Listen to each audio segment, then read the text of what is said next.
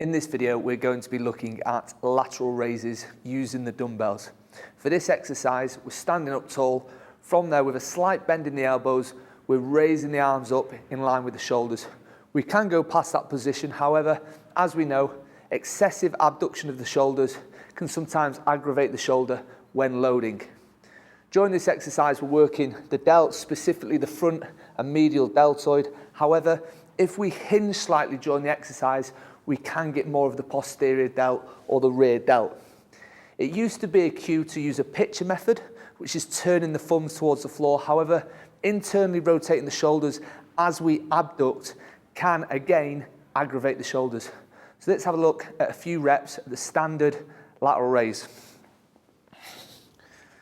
Stood in an upright position, chest high, we can take the dumbbells from our sides, raising up, slight bend in the elbows, which stays the same throughout the movement.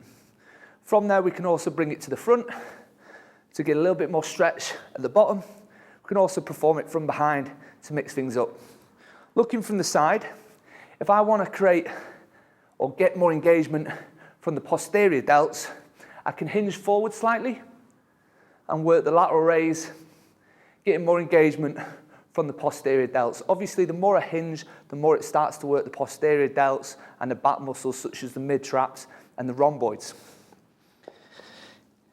The lateral raise can also be performed from a seated position, sitting down on a bench, leaning forward slightly, dumbbells drop either side of legs, and just raising up to the side.